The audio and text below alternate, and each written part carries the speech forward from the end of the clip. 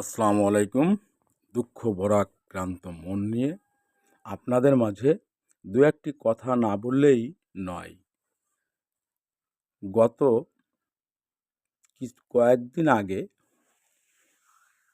ঈদুল ফিতর উপলক্ষে বাংলাদেশ জাতীয়তাবাদী দল সহ সকল স্তরের জনগণের জন্যে এবং নেতাকর্মীদের, দারিদ্র ব্যক্তিদের জন্যে যে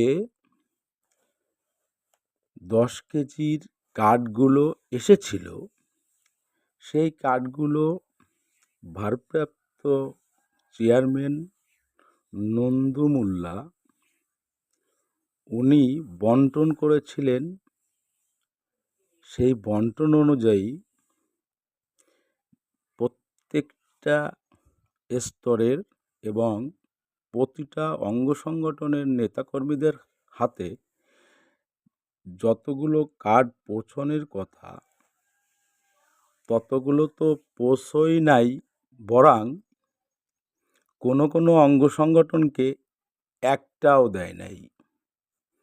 তাহলে আপনারা বলেন, বাংলাদেশ জাতীয়তাবাদী দল একটি সুশৃঙ্খল শক্তিশালী দল।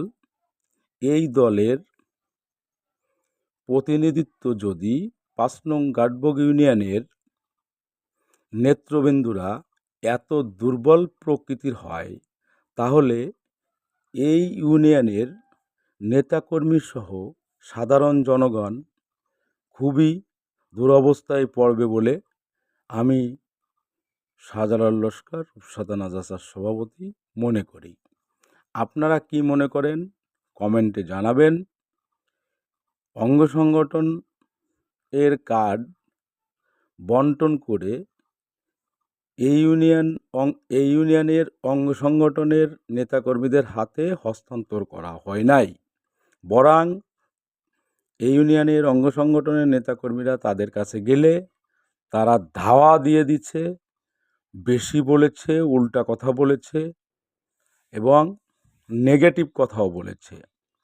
এই ইউনিয়নের সকল নেতাকর্মীদের পক্ষে আমাদের রনি সাহেব আছেন, উনি নাকি